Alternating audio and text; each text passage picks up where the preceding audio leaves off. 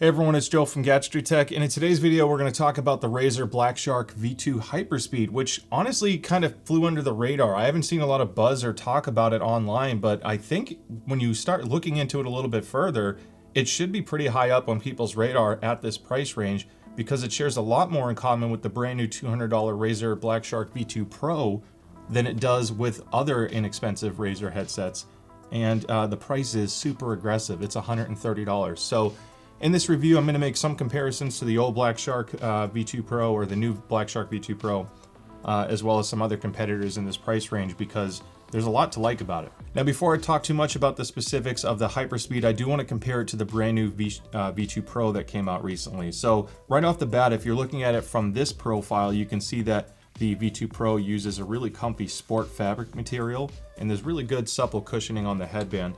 That supple cushioning still gets carried over to the new Hyperspeed, which again for $130 is really nice. Now they switched from the sport fabric to the leatherette material, so depending on your head, if you don't have any hair on your head, this might feel a little bit warmer, but if you have hair, I don't think you're going to notice a huge difference. Then you look over to the ear cups. Now, leatherette on the side of this, which I think a lot of people are going to assume gets a lot more spicy. Now, this one is using sport fabric all the way around. Even the inside of the driver is sport fabric, and this is really comfortable. However, it's not that deep. So just like the old BlackShark V2 Pro, your ears kind of touch the baffle, which is thinly padded, but there is a pad. I didn't find it too uncomfortable because when you factor in the weight, which I believe is 320 grams, let me check my notes, 320 grams. This one weighs only 280 grams. Now, if you look at the ear cup and turn it, here's where things get interesting. Leatherette on the outside, so it traps the seal, but you still have this soft fabric on what actually touches your skin. This isn't as, I guess, open feeling as this sport fabric that's used on the Pro, but this does make a huge difference for long-term heat. When you couple that with how light this headset is, I actually can wear this for a really long time, and it's really comfortable. Now, this is further aided by the ear cups, which are even deeper on the V2 Hyperspeed. Comparing it to the Pro, if I do the depth test, I'm right at 20 millimeters or so, and that's pushing in on the pad a little bit, but that's because I have a little lip on the ruler. Now I go to this and I'm pushing closer to 23 to 24 millimeters. So those couple extra millimeters of depth, or 3 millimeters of depth, is noticeable because when you wear it, your ears don't touch the baffle as much. So some people actually might like the V2 Hyperspeed more than the Pro for ear comfort. Now, what's more difficult to tell unless you have them side by side is the post system. So the V2 Pro upgraded last year's BlackShark with a thinner gauge metal here. It's a little bit more durable and it just really glides like butter. I love the way this feels. It's a lot more sturdy. The Hyperspeed is basically using the guts, in my opinion, of the BlackShark V2 Pro 2023 edition, but in the older chassis of the previous BlackShark V2 Pro, because you have a more notchy, more difficult to slide post system, and it's thinner. So if I measure the thickness of this, I believe it's let's just look, I'll get an accurate reading, 1.8 millimeters. Now, if I go to the old, or the new one, the upgraded one, it should be right at 2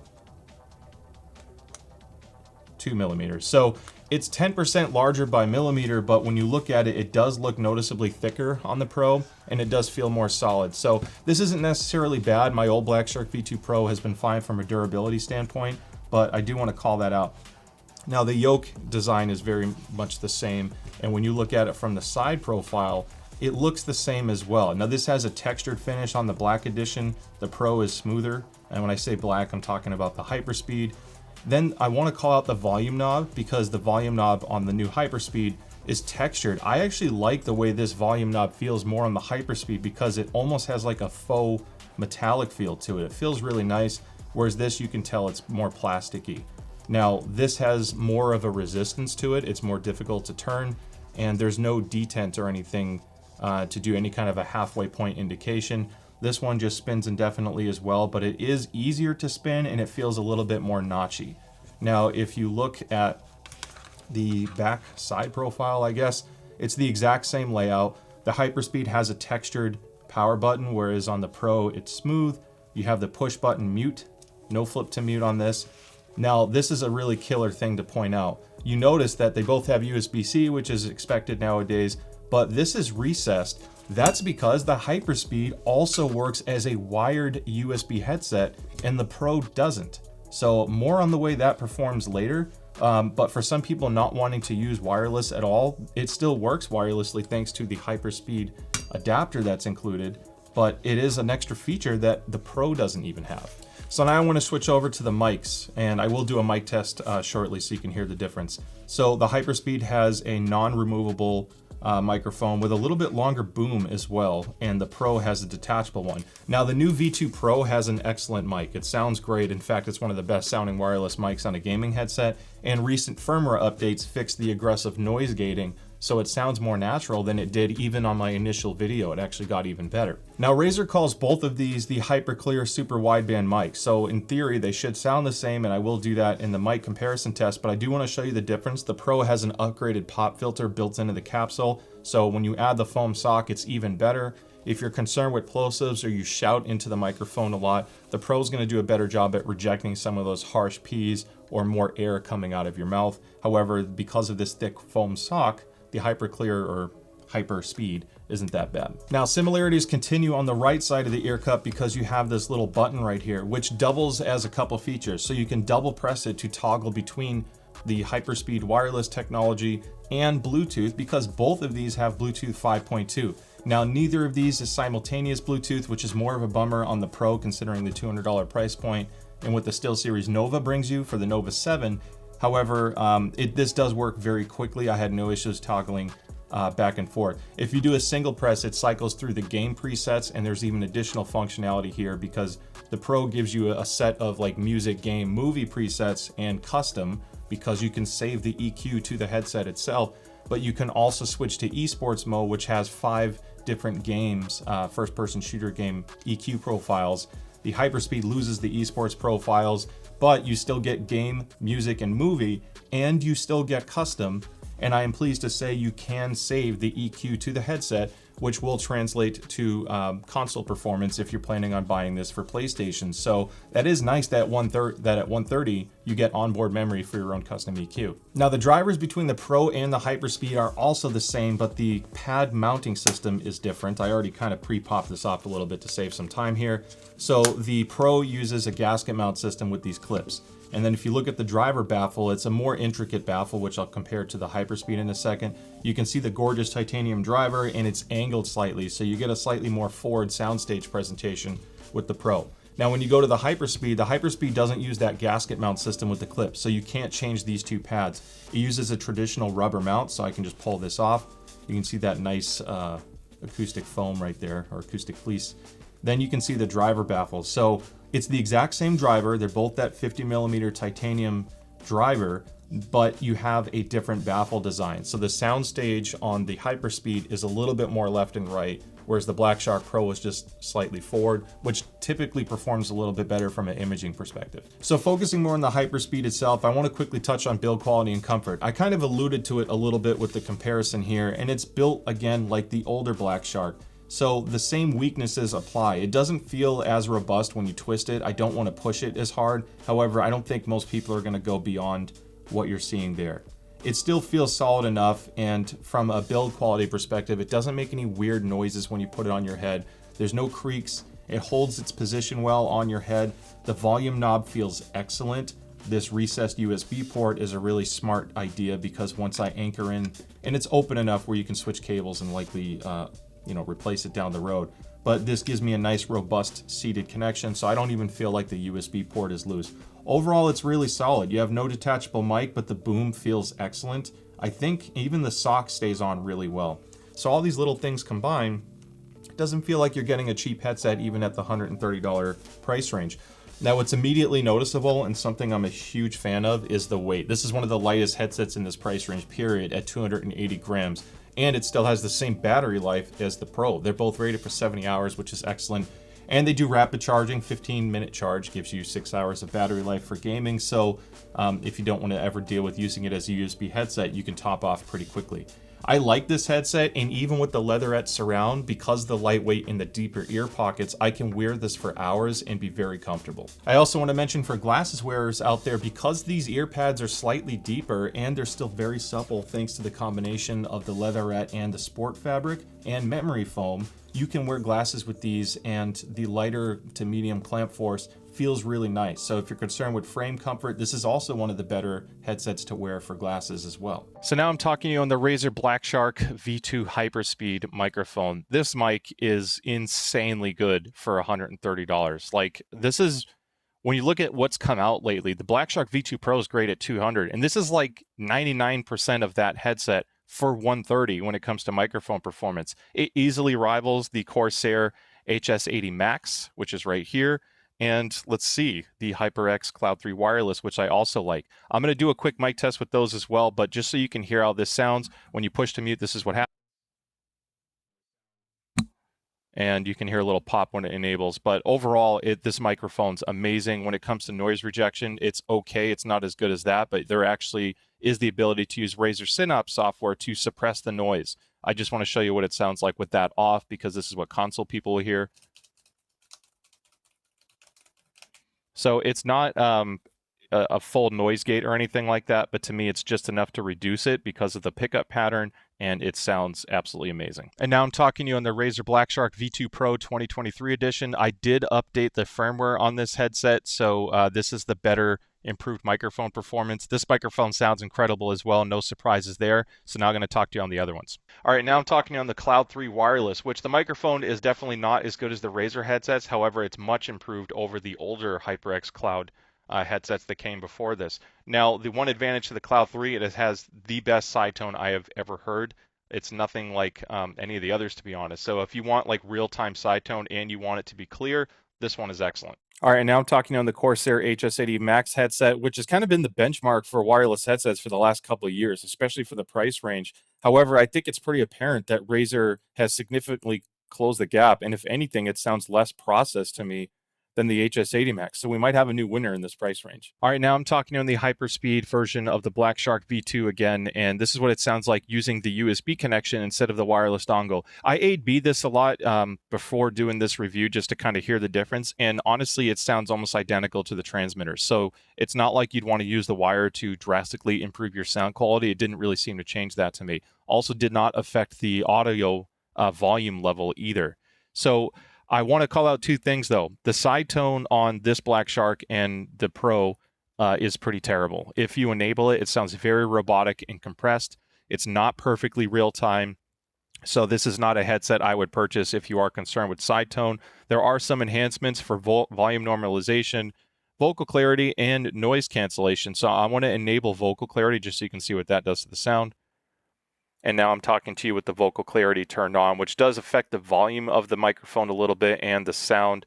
I don't think this really needs any audio processing, even though you can also custom EQ the mic to your own personal voice later if you want as well. So my older review, and I'm going to turn off the clarity one more time. So let's turn vocal clarity off. In my older review of the BlackShark V2 Pro, I had tons of issues with software and firmware updates and everything. This one, they changed the way the firmware updates. It didn't use Synapse. It had an external installer, and this updated perfectly fine. I had no issues getting it to work, and the Synapse audio changes always worked, with exception of one massive caveat. So I want to talk about sound quality now, but before I get too far, it's time to discuss a massive asterisk with this headset, because this could be a game breaker for some people. This headset was lining up to be the ultimate home run at $130 for me. It had Bluetooth, extremely comfortable, great battery life, excellent microphone, onboard EQ for console, and a rock solid transmitter. Passes the toilet test that I like to mention and I forgot earlier, sorry. You can easily go several rooms away and I had no wireless issues. Very stable and very fast.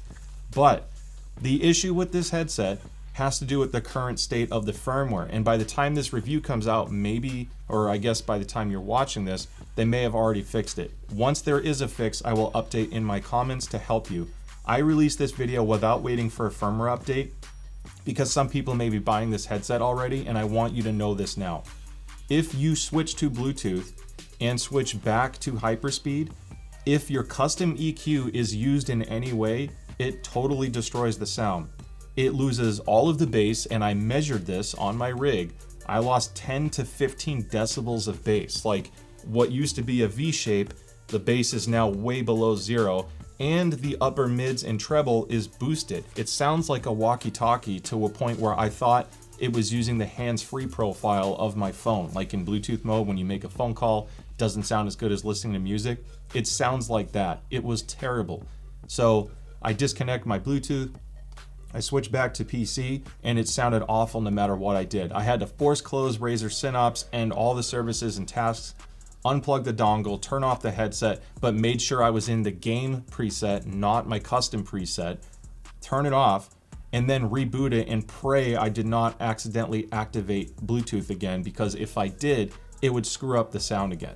So as much as I love all the features, it's a massive bug right now. Now, if you don't ever use Bluetooth or accidentally switch to it, which again, it's the same button to toggle your EQ profiles, double pressing it switches to Bluetooth.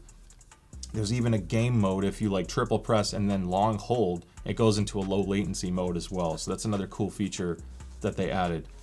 But I don't recommend using this with custom EQ yet. So now we're going to talk about how it measures and what you can do to custom EQ it. But please, I just want to warn you now that if it sounds terrible, it's likely not the custom EQ, it's the bug with the firmware, and I really hope they fix it later. All right, so I want to talk about how this headset measures first, so you can see the actual frequency response on my measuring rig. And I recently released my database to the public. I'll have a link in the description below. This is going to show you how all of the headsets I've measured and uploaded so far compare to each other, in case you want to use this as a shopping tool. Now, this is not to be used as the only way to shop a gaming headset, because there's so many other important variables.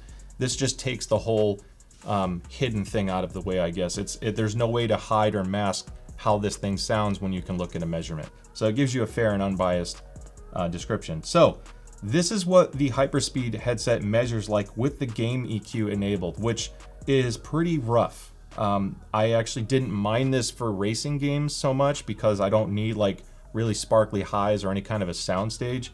It's not bad, but when I click on the plus sign at the bottom of my little tool here, we're gonna add the music EQ. And if you switch to the music EQ profile, the mid-range and upper mids and treble actually gets much closer to the Harman curve, and it actually sounds pretty nice. The only issue is the bass is heavily boosted. So you can see why I wanted to go down the custom EQ route.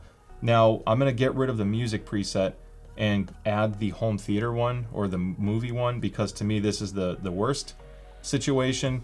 It scoops the mids, it boosts the treble, and you have a absolutely ridiculous bass shelf of like 10 to 15 decibels. This sounds really boomy and muddy. You lose all the mid-range detail, and the treble is somehow dark but still somewhat sharp at the same time. There's like hot spots that really hurt to listen to. This gets closer to like the HyperX Cloud Alphas that are $200, but even worse. So this is more of a preference thing. Now, I'm not telling you don't use Movie, because it's your headset. You pick the sound profile, but this is how different the sound quality changes when you use their built-in EQ presets. So when you go to the custom preset, if you don't touch the custom preset and you leave it flat, look how it sounds. It's the best sounding preset out of the box without even changing it with Razer Synapse. So I do like this one. I prefer using it.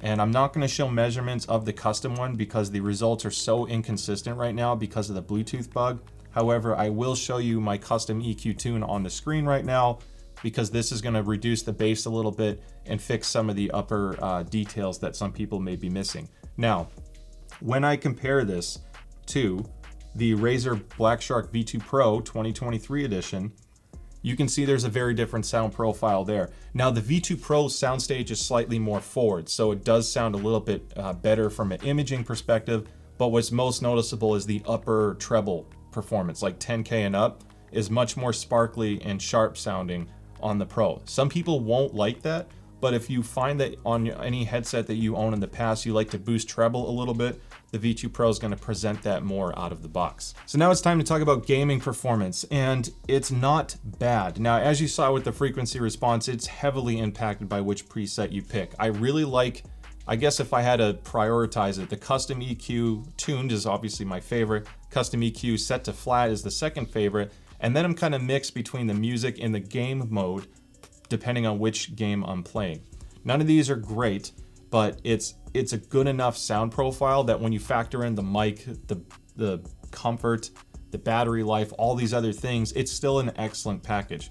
Now, as far as gaming and FPS performance goes, a lot of people are always really critical of this feature of headsets.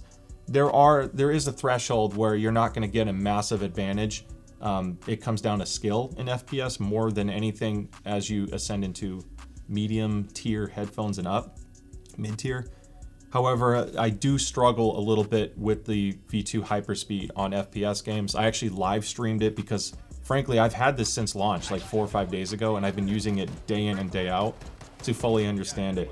I consistently had issues reacting as quickly as I did between the Pro, the Nova 7, which is to me still one of the best FPS headsets under 200 if you need wireless. The Cloud 3s were a little bit better than the Hyperspeed, not drastically, but still improved. So it's not perfect.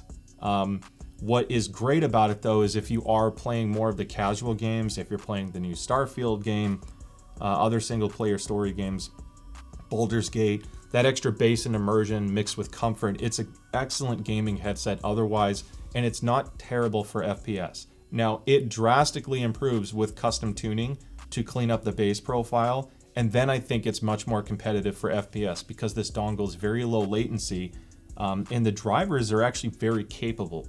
However, because of the issues I consistently have with custom EQ, it's almost unusable in that mode. So as it stands right now, it's not the max tier. It's just one of those things that's going to get better. Now, when it comes to music, a similar thing applies. It's not going to have the same clarity. I think the HyperX Cloud 3 Wireless is the best out-of-the-box tuned headset for music listening right now under 200. It sounds great. This is more of, if you pick the music profile, for example, you're going to tell that the mid-range is recessed. It doesn't sound as clear or forward, but it is strong in the bass region. So if you like a lot of bass in your headphones or headsets, this is still going to do okay. This one isn't as offensive as the BlackShark V2 Pro on treble. So if you're really sensitive to that sharp, sparkly highs, if anything, the Hyperspeed is actually easier to listen to. It really benefits by just reducing bass a little bit, and then you're good to go. As far as soundstage goes, the soundstage is more narrow than the BlackShark V2 Pro for two reasons. One, the driver placement, it sounds a little bit more compressed and in your head, whereas this sounds more forward and open. And then the treble tuning being darker, it just doesn't sound as vast. So if you want maximum soundstage, either get an open back headphone or adjust EQ to increase your treble. Otherwise, something like the V2 Pro is going to be a little bit better. Not terrible, but it's definitely not a class leader in this price range for soundstage. So that about wraps up the review. And honestly, Razer is so close to having a massive home run. I don't want this to be a negative review. I purchased this, by the way. This was not sent to me for review. I didn't even ask Razer for it because I didn't want to wait to see if they would say yes or no. Maybe they would have, but it won't affect what I say about it. Now, I even purchased the V2 Pro. That was not sent to me either. I don't have any skin in the game as far as what I say about this stuff. I always want to be honest and open. I think that once they fix their firmware issues and you can do custom EQ and toggle and not have that problem anymore, this is going to be one of the best values on the market, period. It is seriously such a good headset. Now, it doesn't work on Xbox, which is really unfortunate. No mode works on Xbox. But on PC and PlayStation, you can leverage Tempest 3D audio. You can leverage Dolby Atmos on PC or use Razer's THX software, which I'm not a fan of. That sounds pretty bad to me. This is seriously so close to like being one of the best options at $130 that I would still keep an eye on it. I wouldn't write this off. And if you're okay with the sound characteristics and behavior that I'm describing now, I think otherwise, even now, it's an amazing little headset. So hopefully you found the review helpful. Don't forget to like and subscribe because the subscriber growth is what a lot of these companies look for. And frankly, the larger we get, the more stuff I can cover for you and provide fair and unbiased videos on everything I get my hands on. So thank you so much for the support. If you're an existing subscriber and viewer, I really appreciate it. I'd love to see you at the next video. With that being said, take care, and I'll see you next time.